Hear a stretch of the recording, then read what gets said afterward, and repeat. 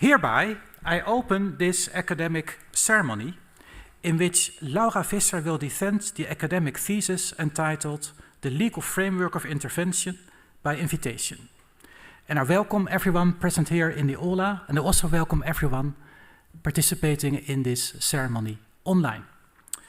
Dear candidates, may I invite you to present a summary of your study and the conclusions of your thesis.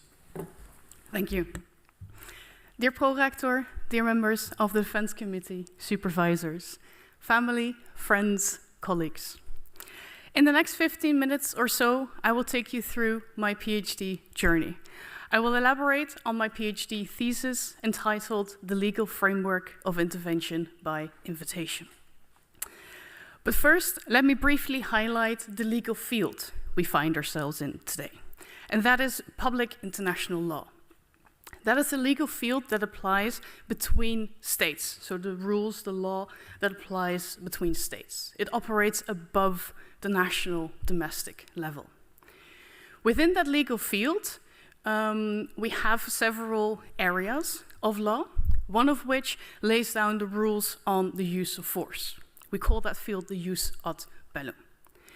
Within that field, we have several examples, possibilities by which states can use force.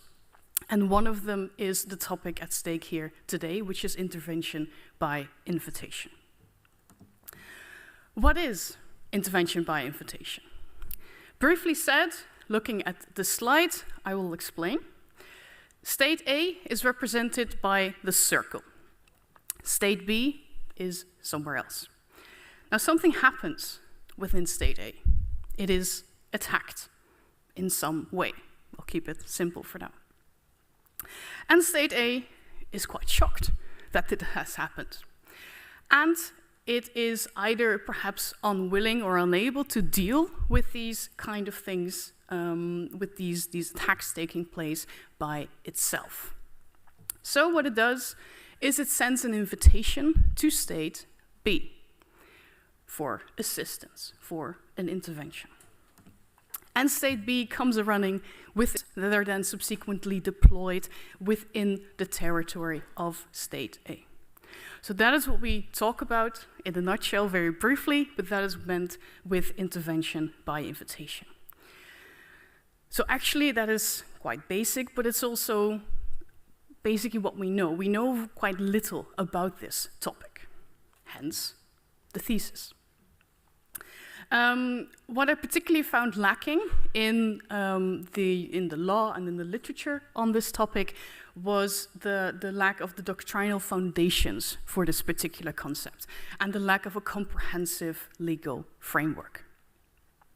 So what this thesis does is it seeks to clarify the legal concept of intervention by invitation and position it within the system of the jus ad bellum, those rules on the use of force, within public international law. It aims to identify the doctrinal foundations of the legal framework. It does so by clarifying the law as it is. So what currently the rules are, which rules can be clearly identified with the doctrinal foundations of this concept. So it does not go into the question of what the law should be or should not be. Within my research, the legal framework means the following: the definition of the concept of intervention by invitation, its legal basis, the criteria, its legal parameters, and its demarcation, its differentiation from other topics of other concepts within public international law, within the rules on the use of force. Within the thesis, analyzing these 5 elements, I split the concept up into its 2 components. So intervention and invitation. First, I researched the intervention part of intervention by invitation. And the question that came to mind is, why is it called intervention by invitation when it seems to concern a use of force? These are related terms within the use ad bellum, but different, and they can relate to different legal fields, make sure that different rules are in fact invoked with using those terms. So that is why it is relevant to research this question, and that is why, of course, I raised it. So what I did was I analyzed these two terms, clarifying intervention within public international law, clarifying use of force, determining where the boundary between those two lies, and then assessing whether in fact the correct term is used for this concept. My conclusion is that the concept should in fact be called use of force by invitation, as the actions of the state can be classified as a use of force rather than an intervention. Thus, its name is not appropriate, as in the current name given to it, and it should be given a new name. This leads to the following point of its legal basis. So where does the foundation in law lie for this particular concept? Raising the question, why is use of force by invitation lawful? Where do we find these foundations in law for this concept? Why is that an important question? Well, to ensure that there are these legal foundations, that we can clearly identify them, and therefore to make sure that states actually ground their actions in law and do not take matters into their own hands. For this, I examined the relation of use of force by invitation to the prohibition of the use of force, because that is the clearest rule we have with regards to the jus ad bellum, the rules on the use of force. And if this concept is in fact lawful, it needs to have some kind of relationship with that prohibition, because otherwise the use of force is in fact prohibited. So I examined different options. Is it, for example, not covered by the prohibition? Does it form an exception to the prohibition? And concluded that use of force by invitation is indeed lawful. We can identify a legal basis as it falls outside of the scope of the prohibition of the use of force. Now, having examined the intervention part leading to the legal basis of this concept, attention turned to the second limb of this concept, the invitation. The question raised, who can issue it, how, and when? This is a relevant question to raise as well, as it explains the legality of the invitation, which can have consequences for the legality of the subsequent use of force by the state as well. If potentially the invitation is issued in an unlawful matter, the ensuing use of force could be classified as unlawful as well. In conclusion, for this part, as in who can issue it, first of all, it should be issued by the government of the state. That might sound very straightforward, but in certain circumstances it's actually quite difficult to identify the government of a state. One can think of a civil war situation in a state where, keeping things simple, there is one additional faction next to what we might be calling, at first at least, the government, perhaps trying to overthrow that government, taking control of large part of the state's territory, perhaps even advancing, already controlling the capital, perhaps forcing the government, let's say the president, to flee the country. Can they then still be called the government? Are they then still entitled, allowed under law, to issue an invitation calling for a use of force, an intervention? So it's perhaps a bit more of a, there's more to it when we say issued by the government. Briefly said, concluding that it is in fact the government indeed that can issue the invitation, the government, the faction that is effectively controlling sufficient amount of the state territory, with a potential presumption on that, on the legality of that government, if that effective control is lost, at least temporarily. How should the invitation be issued? There are certain requirements to be met, although there are not many, and there are perhaps not that clear. But for example, it must constitute valid consent, freely given, free from coercion, for example, especially from the state that is acting upon the invitation, so that state should not have coerced the invitation out of the state issuing the invitation. Lastly, for the invitation, when must it be issued? Ideally at the time of the use of force. So afterwards is too late, then it cannot have any influence on the original legality of the use of force. Too much in advance, getting a little bit technical, through a pro-evasion pact, a treaty set up beforehand, that if in the future a certain scenario arises, then we hereby allow a use of force by invitation, but through the treaty then, is potentially legal, is a method which states can use, but it's a bit tricky as it can be issued well in advance. So ideally, that would be accompanied by a by an invitation at the time of the use of force. Having identified the intervention alongside the invitation, we can move on to the legal parameters. When is use of force by invitation not allowed?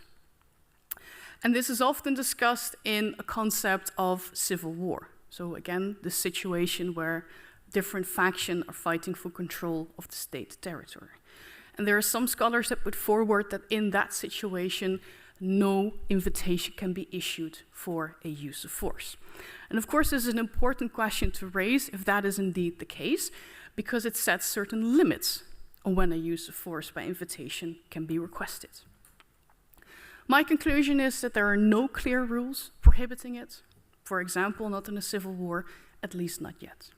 So perhaps they develop in the future, but for the moment, those cannot be identified. The last point was the demarcation of this topic.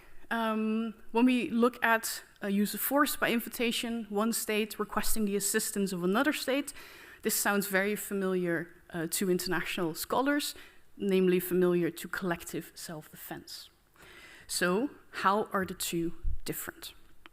I, of course, analyzed both of them and concluded that they are very similar indeed, yet different. There are several differences, most notably the location where the force is used. In my conclusion, use of force by invitation should be limited to the inviting state's territory, whilst the use of force with collective self-defense is used outside of the inviting state's territory in the state that originally attacked it. So, coming to my overall conclusion. What did this thesis accomplish? Well, it provided a comprehensive legal framework, including a new name and an adjusted definition and demarcation of this concept. It also provided systemic clarity within the use of force schematic. This was needed as an exercise of the use of force cannot simply be based on mere assumptions of legality without conceptually grounding them in law. As bombs are dropped, troops are deployed, and people's lives are very much at stake, assumptions are not sufficient, and legal rules must be clear. Thank you for your attention. I hand the word back to the prolector. Thank you so much for your presentation.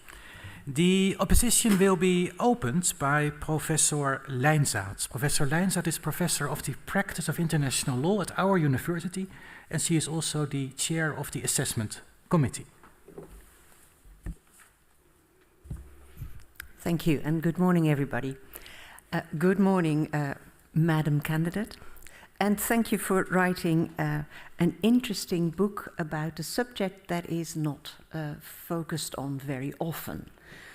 There have been a number of academics who have written about the subject, but it's not at the heart of the debate in the Jus ad Bellum. Now, I wanted to particularly focus in on your second chapter, which to a large extent deals with words and concepts in law. Now, words matter a lot for lawyers, and they matter a lot for you personally, because you seem to be sometimes drifting a bit much towards semantics in this chapter. But since words are the main tools that lawyers can use, I think it's absolutely right to give a lot of attention to that. And I noticed that paragraph 6 of the second chapter even has a title that refers to, I think, other terms used for intervention by invitation. So focusing on the terminology. Now, I have 3 questions, but maybe they are one overall question.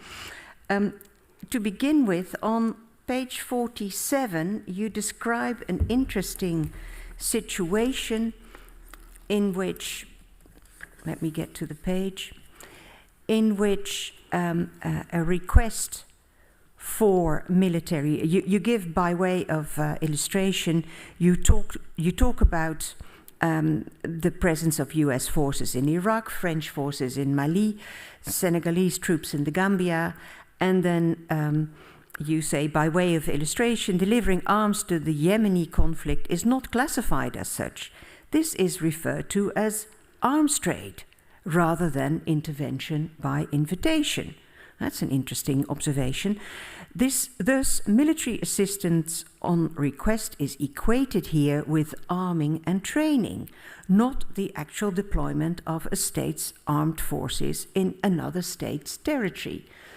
That's a wonderful example of how you can recast the activity you're undertaking from initially, as you suggest, intervention by invitation to delivering of arms and then to arms trade. It's a way of downsizing the use of force to what looks like a commercial activity. For me, that raised the question, but does the recipient pay in any way? I'm not sure about that, so maybe that is something for you to comment on. Then, related, also in this, the previous chapter, previous paragraph, paragraph 4, just on page 43, you propose that there is a clear difference between 3 categories, and I'm not sure I'm happy with those categories. You say there is the possibility of crossing a border with the intention to use force in another state's territory.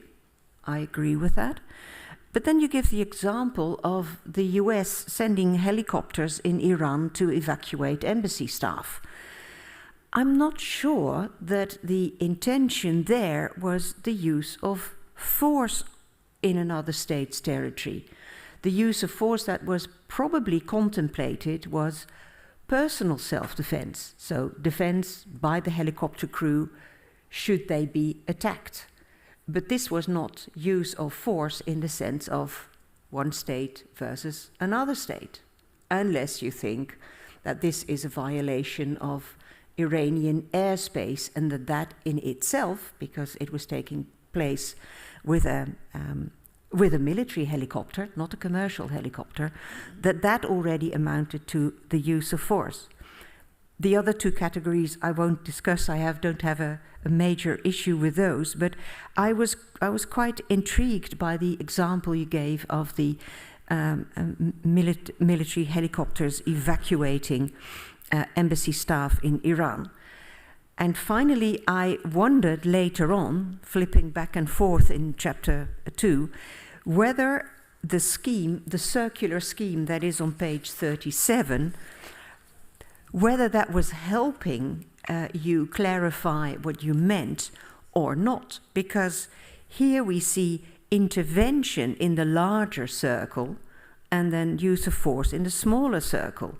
And you have mentioned also in your introduction that we're not really talking about intervention, we're talking about use of force. So do you still think this scheme is correct? Because I found it quite confusing. I'd love to hear your comments. Thank you. Highly esteemed opponent, thank you very much for those 3 indeed questions. I think indeed they're 3 separate questions with the overall topic of indeed semantics. After all, what's in a name, as Shakespeare already wondered. As for the first question raised, on page 47, indeed, with the examples you've provided, and then indeed the arms trade to Yemen rather than the intervention by invitation, or rather than calling it intervention by invitation. First of all, of course, this relates to the legal sources I've used there to support that point, who in fact research the details, the intricacies of arms trade, rather than labeling this as intervention by invitation and going into that direction. So of course that is where it comes from. But of course your question is bigger than that and is asking about my own thoughts on that matter. Indeed, classifying such a form of assistance, if you will, as an economic activity, indeed has the sort of leads to indeed not calling it use of force, and thereby somehow making it legal, perhaps, or at least taking it out of the context of the prohibition on the use of force. So pretending it doesn't apply because they're not addressing it in that way. And that, of course, is a very tricky situation for states to go into that direction. Of course, I do think they do so consciously, because they are quite aware of the boundaries of the rules at stake to them. And of course here, to a certain extent, a parallel can be drawn to perhaps the elephant in the room, the Ukrainian situation at the moment. That state is, of course, receiving a lot of arms, tanks, etc., training as well from, for example, UK forces. But of course, the situation is a little bit different, but also there, not a lot of semantics are on the use of force. It is rather more about helping and assisting, and those kind of words that are used. So for this particular situation, what I meant to clarify was that semantics matter, and that within with calling it as such, it indicates that states are very much aware of the thin line that they are walking. Regarding your second point, relating to page 43, with the examples provided, indeed limiting myself to the first one, as you pointed that one out, it is indeed my personal legal opinion, my legal interpretation, that the US helicopters, because they were military, and because indeed they invaded Iranian airspace with at least indeed the intention to use force if required, to get indeed the hostages out of the embassy, would classify as indeed a use of force. Hence, I'm using it here as an example for this sort of first category, to separate them, for example, from the sunbathing troops that, if I'm not mistaken, Olivier Korten came up with as an example to show that they don't have the intention to use force, whereas here, at least they had the intention if required. And I do think that that makes a difference. For your third question, page 37, with the figure I created there, indeed, we are not here talking about intervention. And what I try to portray with this circle is that there are different levels of a state's military action. So they are classified in different ways. And what I try to portray by using the circles and by making the intervention circle the widest is because if you take the smaller circle, for example, the armed attack, all armed attacks are also classified as, for example, an intervention. But not all interventions are a use of force or an armed attack. Hence, the intervention is the biggest circle because more exercises of a state's military action can fall within that circle of intervention, and the smaller circle then for use of force, making it smaller up until the armed attack. I hope that answers your questions. Thank you. Are you satisfied with the answer, Professor Lijnzet? In that case, the opposition will be continued by Professor De Wet. Professor De Wet is Professor of International Law at the University of Graz and also a member of the Assessment Committee. And I would like to welcome her very much to Maastricht University today. Very good to have you with us. Thank you well. Madam Candidate, first of all, let me congratulate you on a well-written thesis in an area of law that I have a particular interest in, as you know, and for the fact that you grounded this analysis in general international law, which is so necessary, I find, actually for all subjects and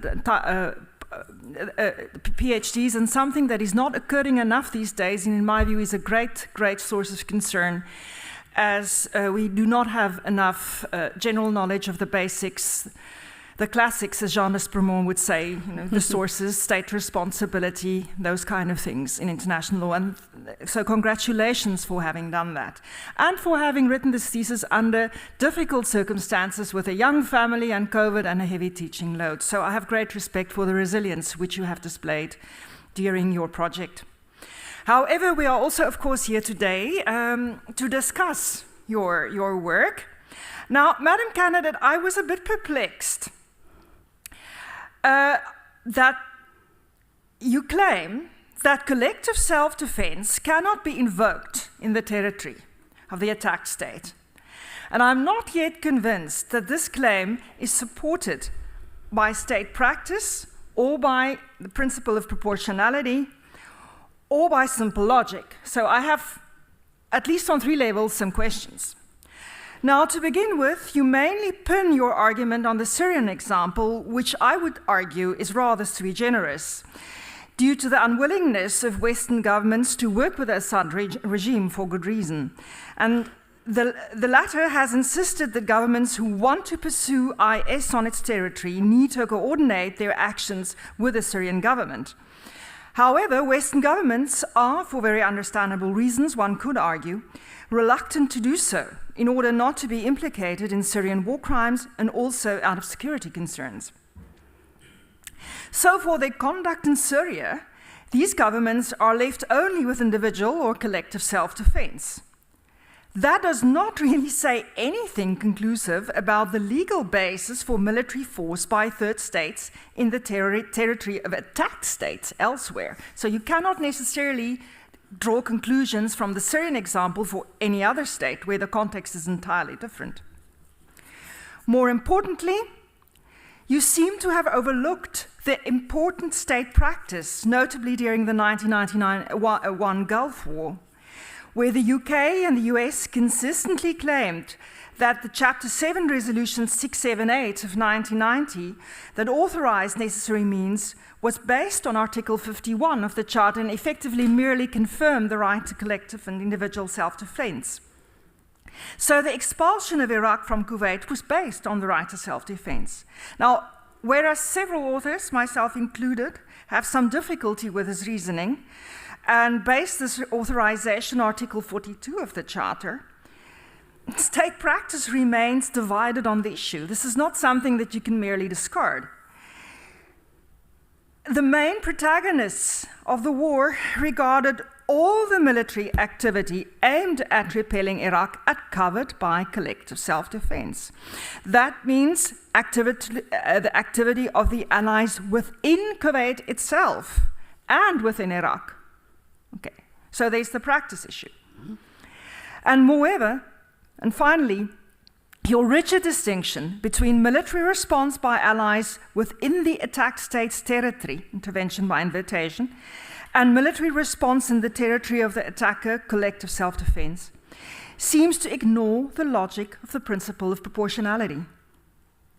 The right to self-defense is governed by the principles of necessity and proportionality, which may actually oblige the attacked state and its allies, depending on the circumstances, to limit their activity to the territory of the attacked state. For example, if the allies of the Ukraine were to engage in direct military support on the side of the Ukraine, proportionality and necessity, aside from military strategy, may require them depending on the circumstances, to limit their activity to the territory of the Ukraine. That, however, would not change the fact that these states are acting in the context of the right to self-defense and not on the basis of military assistance on request. So, Madam Candidate, do you or do you not agree? And if you don't agree, why not? Thank you. Highly esteemed opponent, thank you very much for that question and the words of praise at the beginning. Thank you. I do not agree. Surprise, perhaps, no. On the first part of your question, relating to the state practice. So you mentioned the Western states invoking the invitation of Iraq to use force against ISIS in Syria. I've used that indeed in my book. And then secondly, as a state practice, the Kuwait example with the Gulf War. On the first, it is not my, the reason for including that example is not because that is one example and therefore that is the law. That is not my point.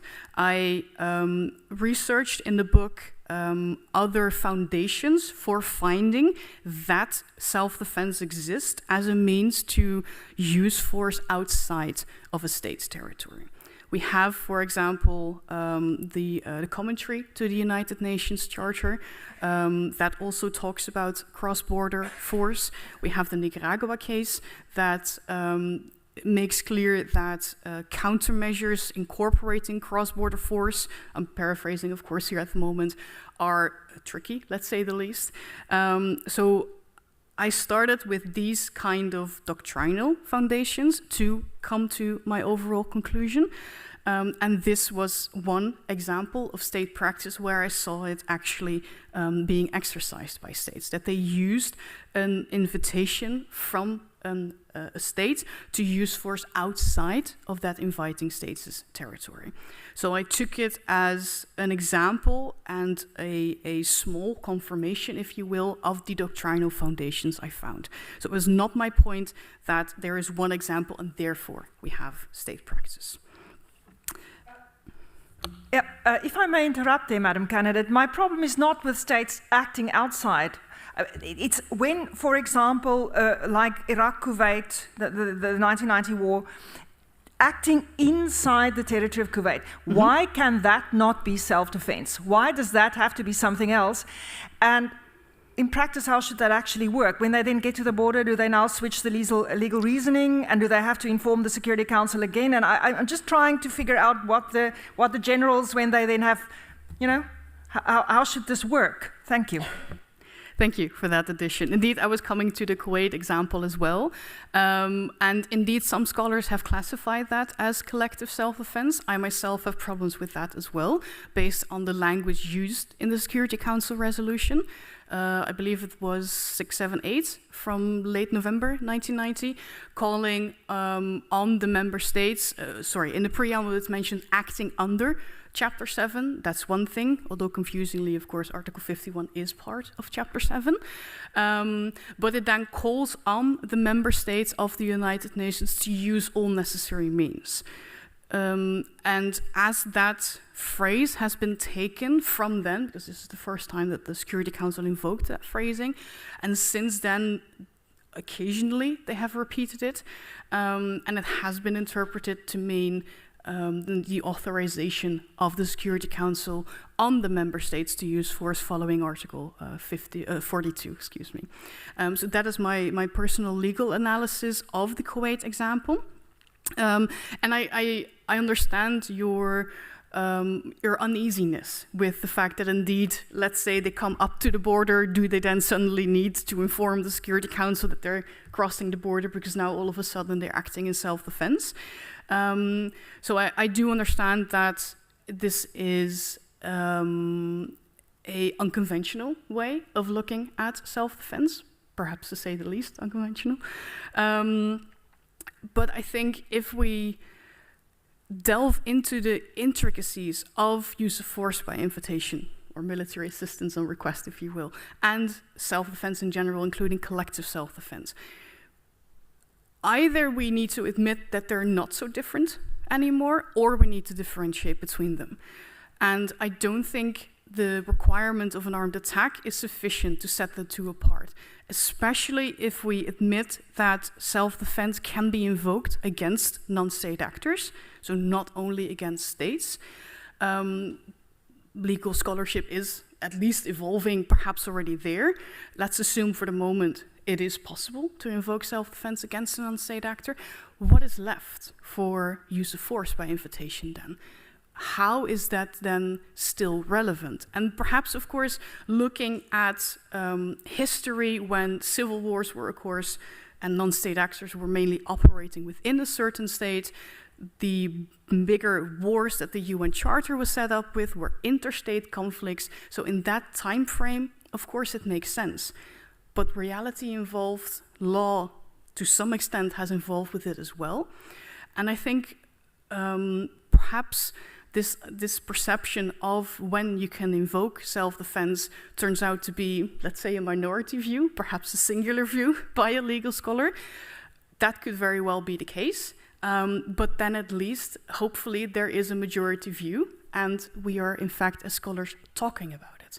We are then differentiating it. We are grounding the actions that states use in law, and I think that is important. Coming to your last point on the proportionality, of course, it is linked to what I've already mentioned, but since you addressed it, I'd like to briefly reply to that point as well. But it links to the last point that I made. So indeed, proportionality is a clear requirement for collective self-defense, and it is not even talked about for use of force by invitation. That in itself is a problem.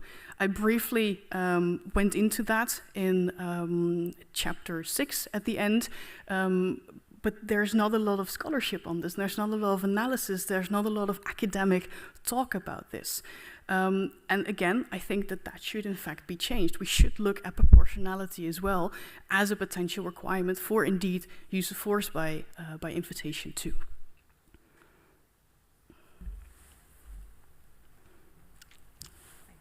Thank you. The opposition will be continued by Professor Flinterman. Professor Flinterman is Emeritus Professor of International Law at our university, and he's also a member of the Assessment Committee. Dank u, prorector. Mevrouw de kandidaat, in reading the manuscript of your PhD thesis, I experienced a growing admiration for your brave, courageous choice of a doctrinal topic in the framework of your thesis. It's not an easy one, and I wish to compliment you, like my colleagues, with the results of your research. But having said that, I have some doubts about the way in which you described doctrinal research. You say it is merely clarifying the status of the law as it is, and that no value judgments will be issued. And I'm wondering, also in light of my experiences during my career, whether it is ever possible to say what the law is. Isn't it the case that law is constantly being made and remade? And isn't it the case that every rule of law, and especially international law rules, need interpretation? And isn't it the case that the choice for a particular interpretation is partially motivated by value judgments? Having said that, the exact legal basis for intervention by invitation is found by you in Article 2.4 of the United Nations Charter.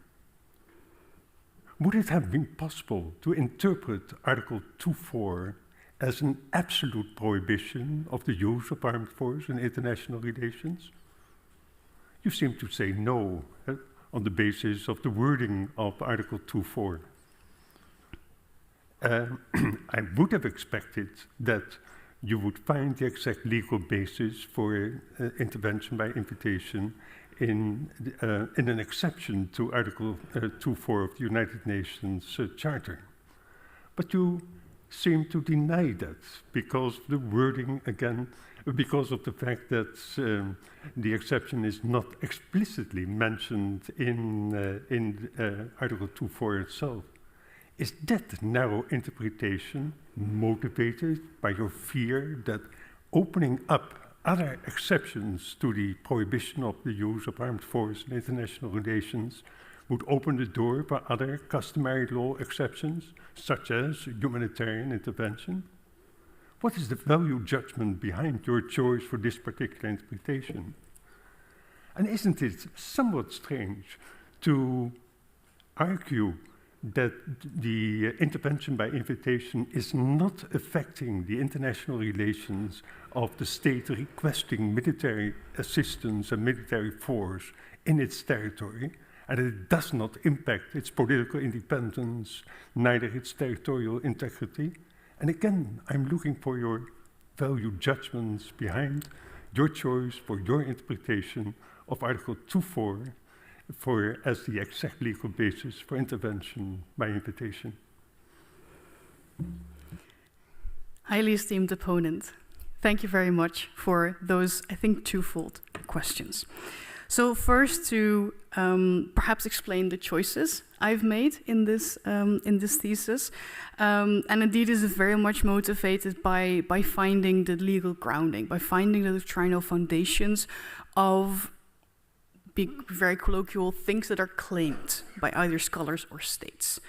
I noticed that as I started researching this topic, oftentimes either scholars or states seem to be throwing something at the wall and hoping that something will stick as a justification, for example, or at least an explanation, if you will, of the actions that they've taken. And of course, indeed, the law changes, and yes, the law is subject to interpretation, especially so, I think, public international law. Other fields, domestic law, of course, as well, but especially, of course, public international law, due to the sources of law, of course, that everyone is very much familiar with. And so I found a need there to, if you will, go back to the basics, go back to the foundations, the doctrinal foundations, and to clarify the law as found there, and thus to identify the law as it is. And I think that that is a starting point, for sure. There is more discussion needed, and there is indeed very much a debate needed on whether it should be the way it is or should not.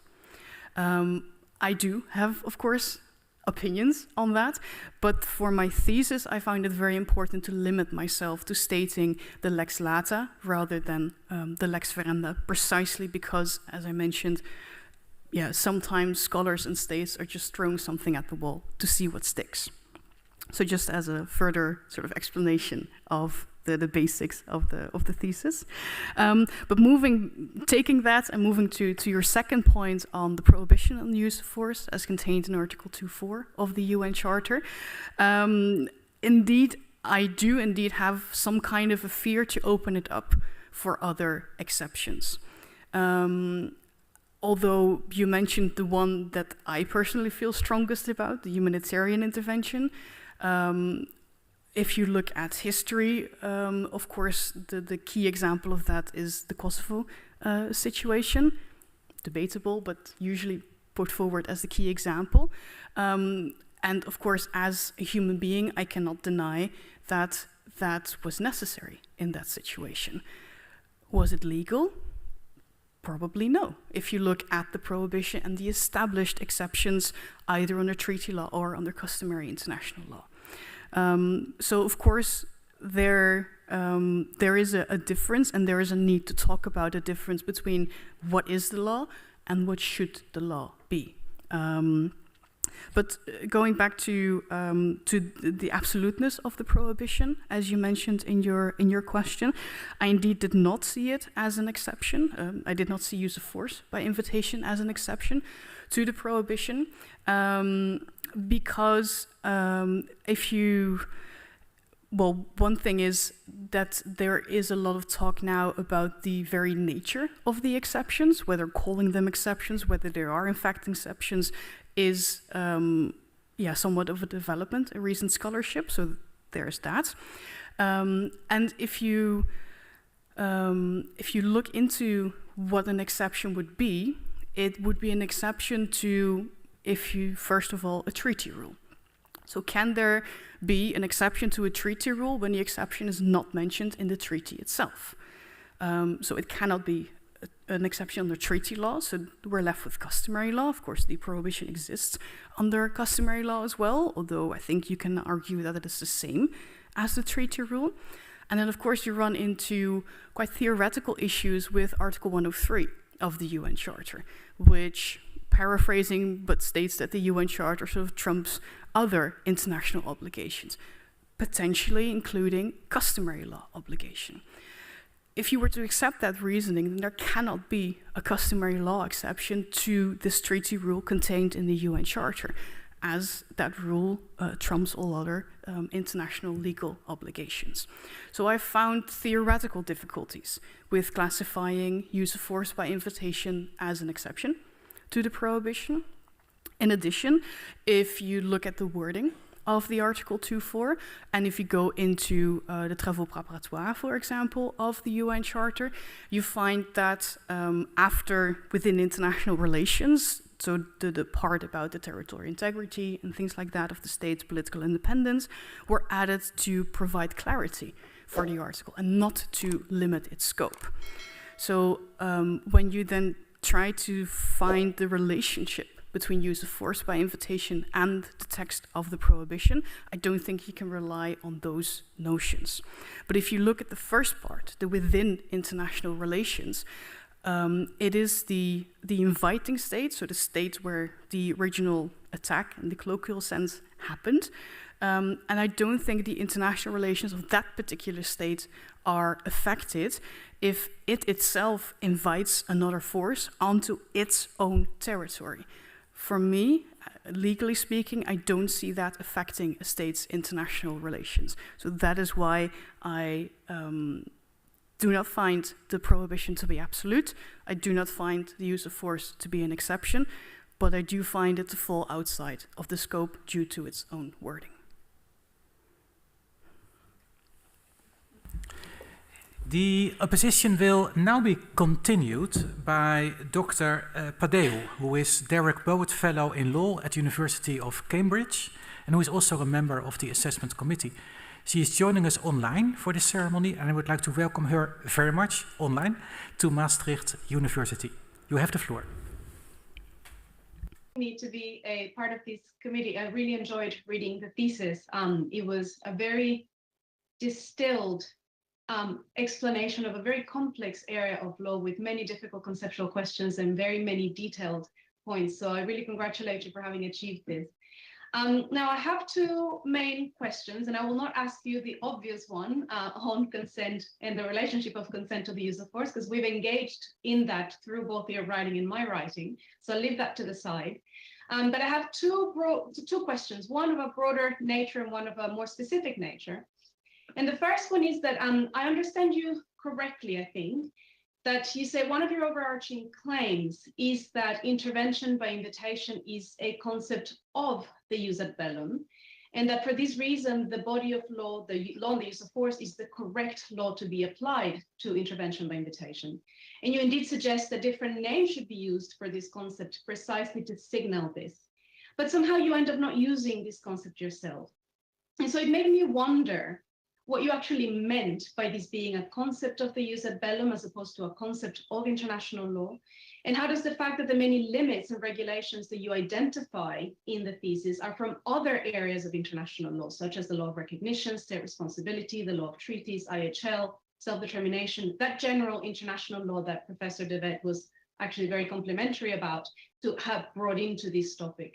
So what does this recognition mean? The fact that the rest of international law has a lot to say, perhaps more to say about this topic than the law on the use of force itself, to say that this is a jus ad bellum concept and that the correct legal regime is that of the law on the use of force. So that is my broader question. And then I have a narrower question, which is a follow-up on one of the questions that Professor Lindsat asked earlier about the distinctions between the concepts of use of force, intervention, and sovereignty. And I don't want to challenge the distinctions themselves or the idea of distinguishing these concepts, because you're right, words matter in law. But I just was curious about one particular point, and it's the point about intention and mistake in these rules. You raised in this context the question of mistake as a way of distinguishing the concepts. And I wonder whether you could, one, elaborate a bit more in detail what the role of mistake is in relation to prohibition of force, non-intervention, and territorial sovereignty. And in particular, whether the fact that mistake is an acceptable defense to conduct which is incompatible with these rules imply that all of these rules include elements of intention or perhaps other subjective mental states, and what is therefore the intention element in each of intervention, use of force, and territorial sovereignty. Thank you very much.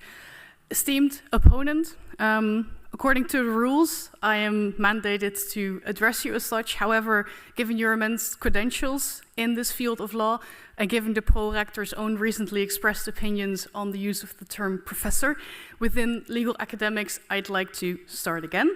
Highly esteemed opponent, thank you for these questions. Indeed, a broader one and a more specific one, so I'll tackle them in that order as well. As for the broader one, classifying intervention by invitation, or use of force by invitation then, as I have called it, within the jus ad bellum, and so indeed giving it a different name. To me, that signals that indeed words matter, semantics matter, and that we are addressing the concept for what it actually is. So if we keep on calling it intervention by invitation, I think it gives off the wrong message, if you will, and legally speaking, leads to the application of rules in a very related but slightly different field of law, the prohibition of intervention then. And of course, those rules are relevant for a use of force in general, not just by invitation, but in general. But we don't have these more, or we do have these more specific rules for a reason. We have an actual prohibition on the use of force, along with exceptions indeed, and other questions and intricacies, etc. So for me, it was important to, in fact, classify the concept by what it truly is, and therefore to give it this name, and therefore to that leading also to the correct legal regime to apply there. And indeed, as I think with any topic of public international law, I go into other areas of law. I also mentioned that in the introduction. I think that is a limitation that any legal, international at least, legal study faces.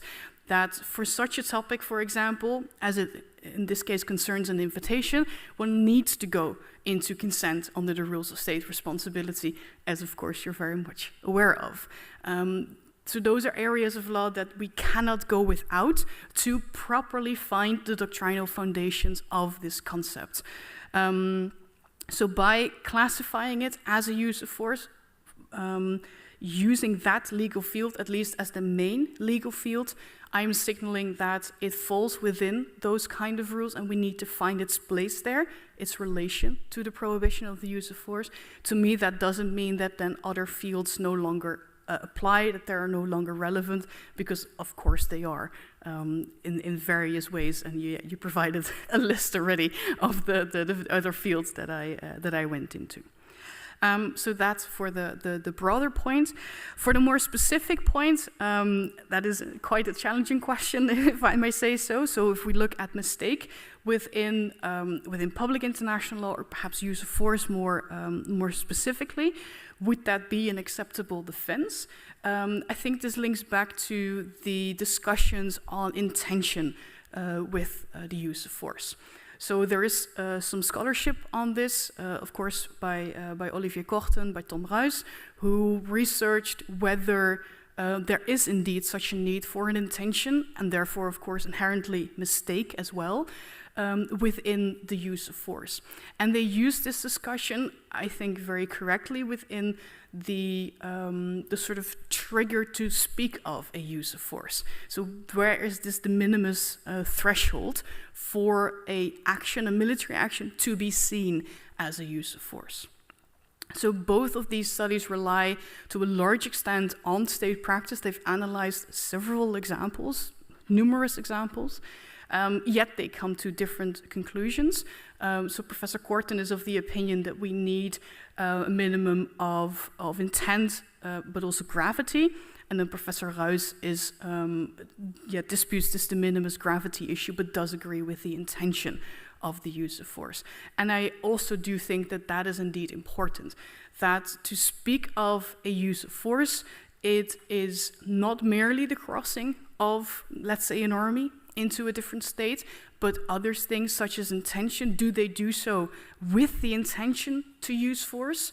Or do they do so, for example, by mistake, as we've seen in the COVID-19 pandemic with the Czech Republic suddenly, no, the other way around, Polish, I think, in Czech Republic. I forgot which one, but at least there was a mistake where the border was and there was an army in one of the other states, completely by mistake. You could sense the sort of uneasiness the states felt about this situation, so you could sense that this is not sort of okay, but no one claimed that this was a use of force by one state against the other.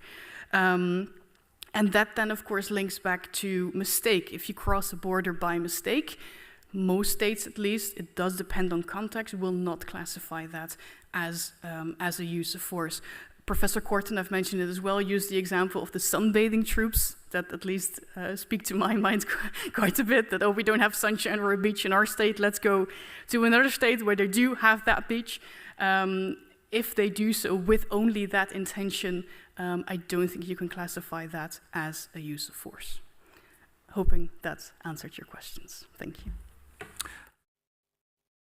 Satisfied with the answer? Yes, thank you. Thank you so much. Then I am very happy to allow Professor De Wet to raise a second question. Thank you, Madam Candidate. Yes, I actually have several. We will run out of time, unfortunately, but I would first like to follow up on the answer that you gave regarding proportionality, with which I was not entirely satisfied, because you're suggesting that when it comes to military assistance on request, there's no debate about proportionality. I would respectfully disagree.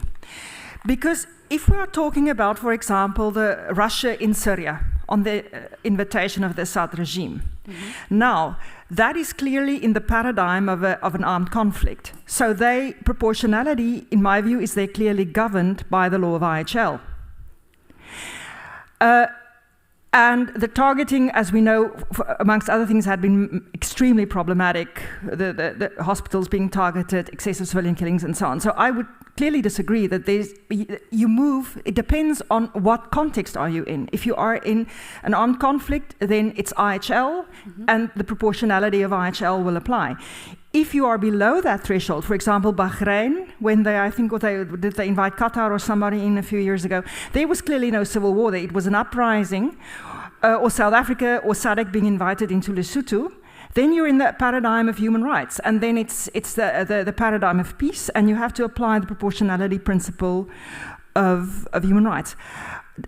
So why would you then suggest that this is not being sufficiently debated vis-à-vis military assistance on request? Thank you. Highly esteemed opponent, thank you for that follow-up question. So talking about proportionality, as it is, or as I classify use of force by invitation, and I think you'd agree, as a jus ad bellum concept, I think the questions on proportionality are different than the ones under IHL. So when we address... But can you distinguish that clearly between... Is it that these distinctions sometimes to me seems to be too absolute? Thank you for that addition. Yes, I quite like to systematize everything, perhaps to the extreme. But perhaps if I elaborate, it becomes a little bit more clearly. If we look at the proportionality requirement, for example, with self-defense, that has been well established as a requirement for individual and collective. That question of proportionality is different than the proportionality requirement under IHL. Within self-defense, you look at proportionality in the... You may briefly conclude your reply. I'll try to be brief. In self-defense, we look at proportionality as a concept of, is the self-defensive action in relation to the armed attack proportional to that armed attack? So the initiation of an invasion, for example, is that in order, in line, at the same level, proportional to the original armed attack? Whilst with IHL, proportionality is very specific for a certain attack. Is the attack on this particular military target proportional to the military aim achieved? So yes, they're both called proportionality, but I think they operate differently. Laura Visser, the time appointed for defending your thesis has passed. The degree committee will now withdraw to discuss the quality of your thesis and the quality of your defense. And I request that you and your company, both here and online, await the results of our deliberations and our return here in this room. Thank you.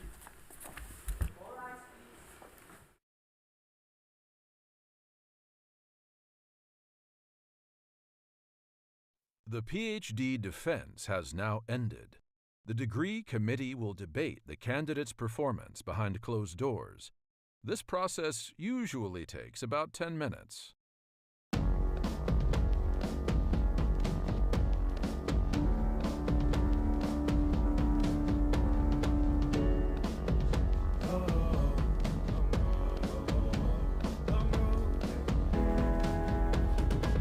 Long road to the south side. 10 miles in my rearview mirror, I know what it felt like. My goal's only getting clearer, east side to the west side. No place like home, if it's questions that you've got, go the extra mile and die.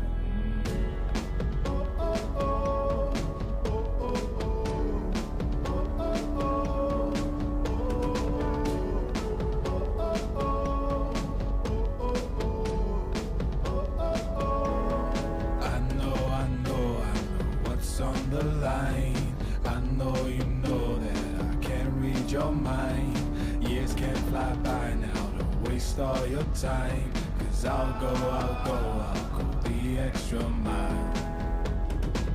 Long road to the south side, 10 miles in my rearview mirror, I know what it felt like. My goal's only getting clearer, east side to the west side. No place like home, if it's questions that you've got, go the extra mile and die. On the dash, got my laces tied. Long road, I don't waste no time.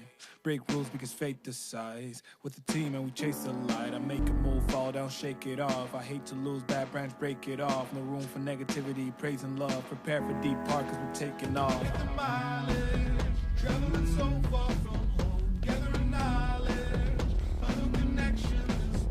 I put the time in to get everything I ever hoped for. It's a challenge and we all in. It's a better future that we go for. Even though these nights seem long, I know that I am never on my own. Know you won the battle once you've grown.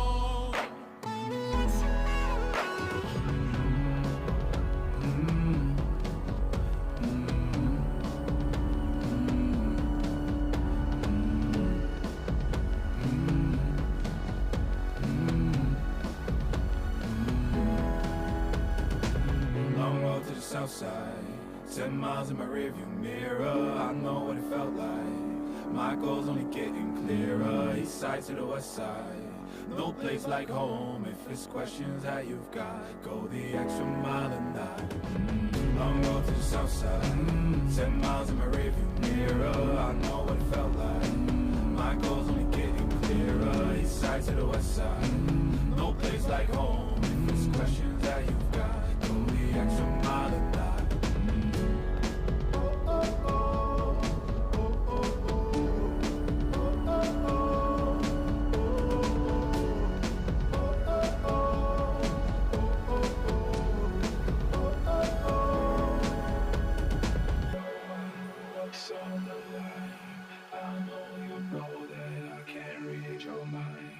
Years can't fly by now, don't waste all your time. 'Cause I'll go the extra mile.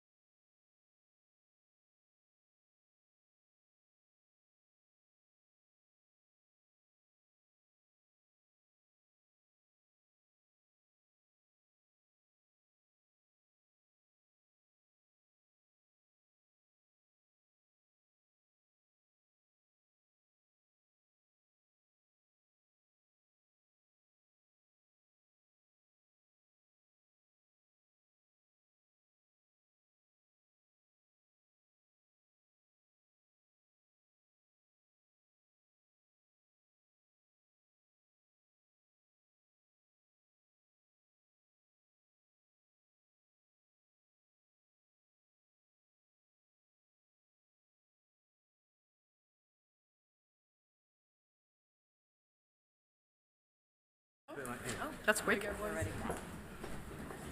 Of ze het boek niet vasthouden nu.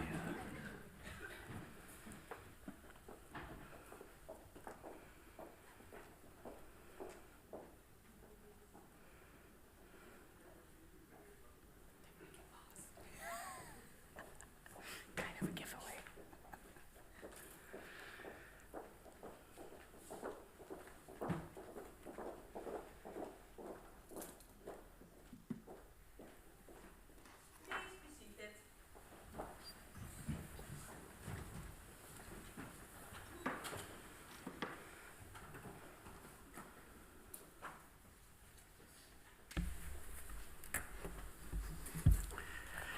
Laura Visser.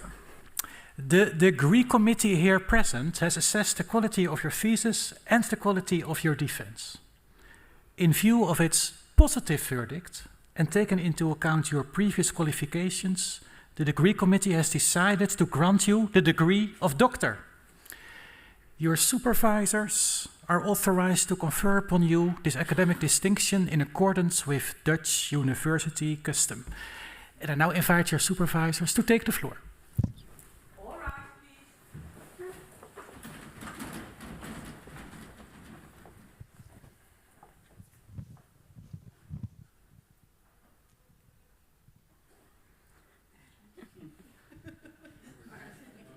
It's already on.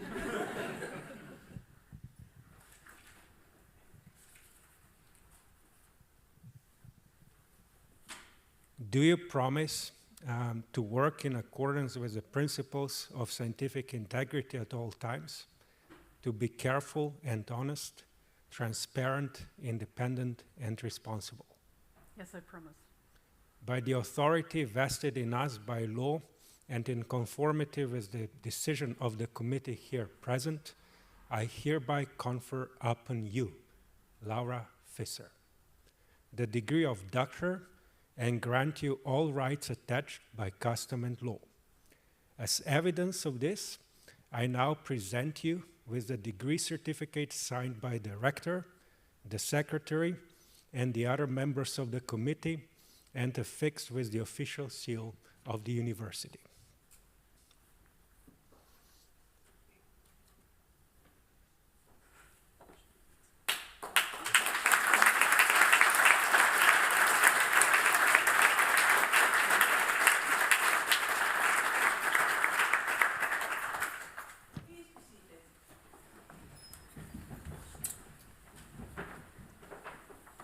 Dr. Visser, in the acknowledgements of the book you have just defended as your PhD thesis, you quite rightly wrote that our academic careers at this university started at the same time. So let me go back and reflect on this time. We started to work together in the context of mooting.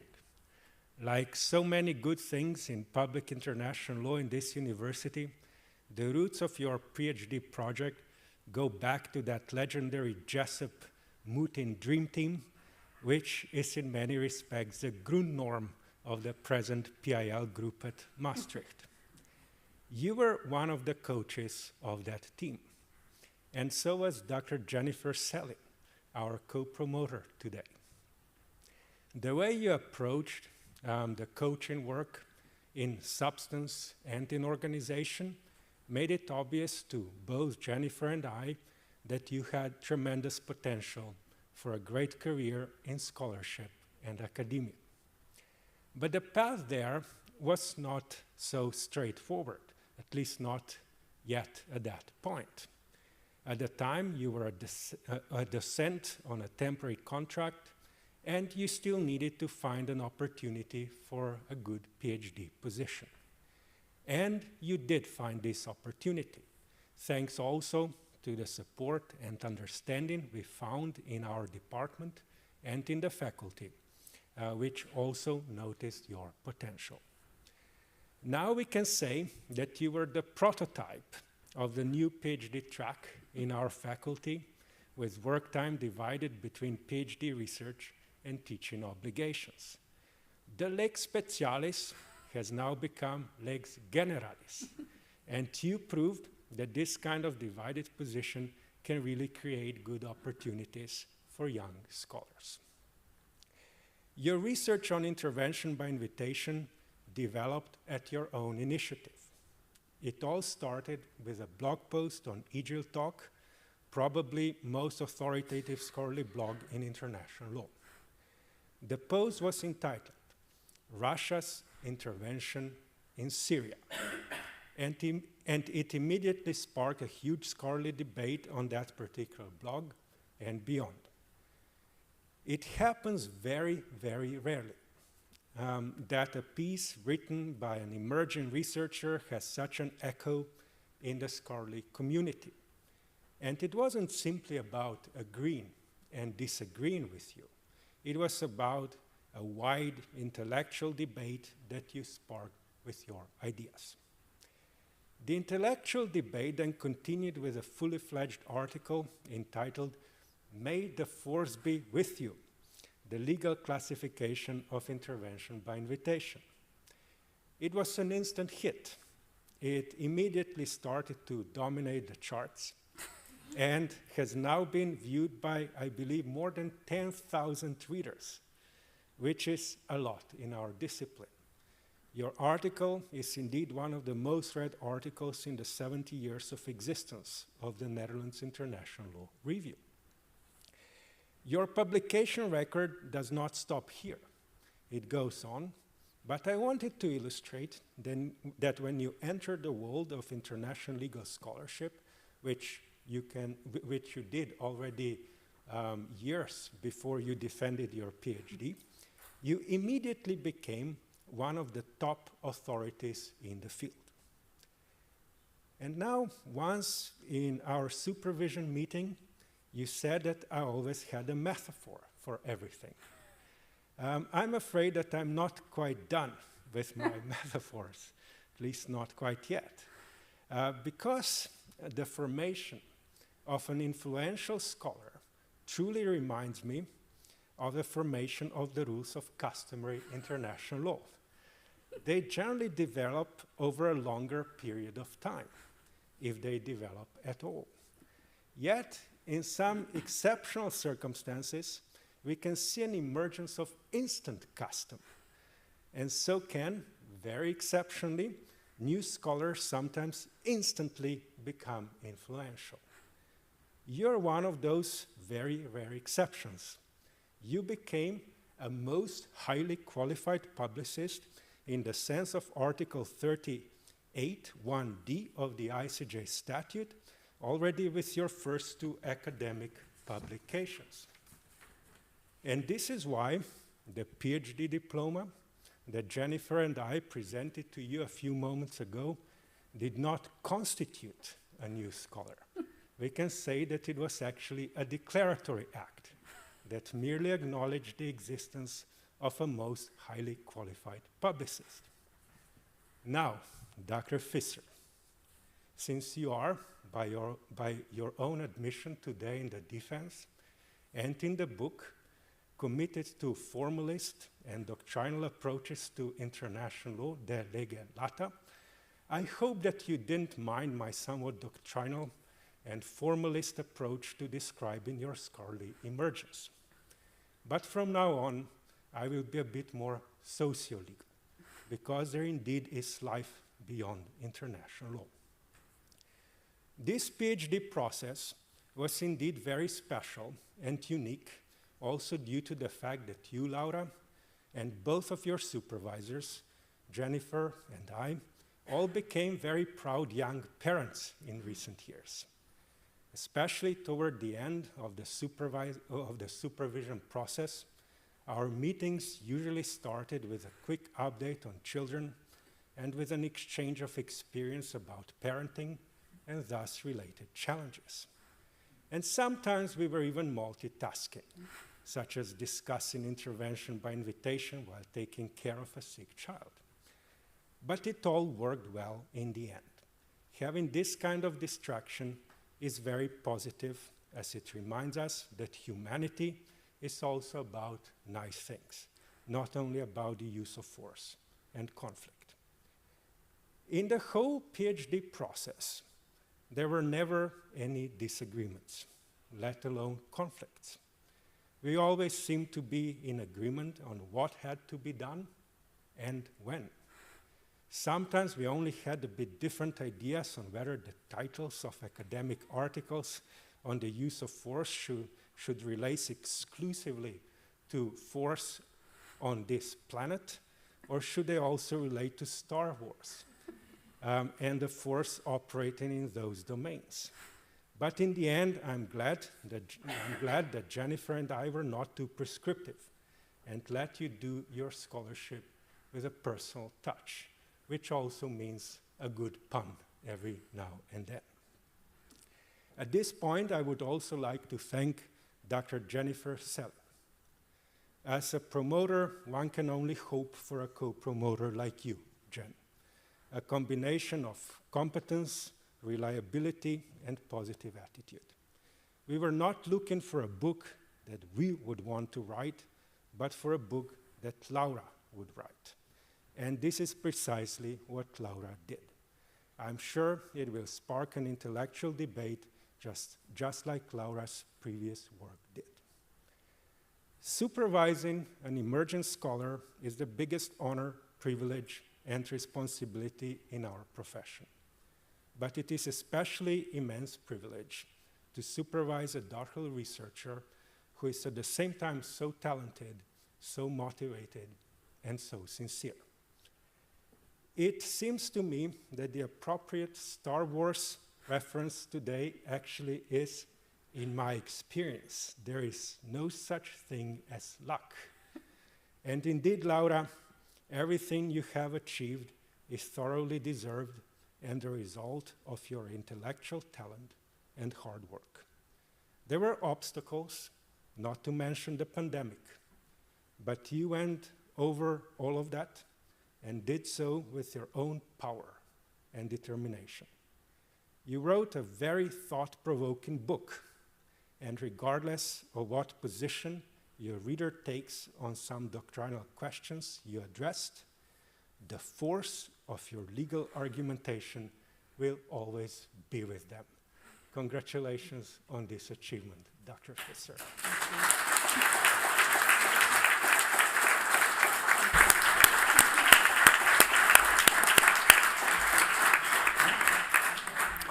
Dear Dr. Visser, also on behalf of Maastricht University and its Faculty of Law, many congratulations on the degree that you just acquired. I always say it's the highest degree we have available. It's your third degree at this university, and indeed the highest one. Many congratulations on that. I also would like to repeat the words already spoken by Professor De Wet and also by one of your two supervisors. That I have also, and we have also as a faculty, great admiration for the way in which you pursued finishing your PhD in difficult times, including indeed COVID. Congratulations on that. I also congratulate your close family and friends, and of course your husband, present here today. I have one more practical remark. Which is that there will be a reception that is going to take place right here in this beautiful building, in the refectorium. If you don't know where that is, just follow the people from Maastricht. And that we will also take the traditional, I should say, photo of the young doctor together with her paranims, with her supervisors, and with all the members of the committee here present. We will take that photo right here in the aula to also allow Dr. Padou to be present in that photo. Congratulations again, and with that I close this academic ceremony.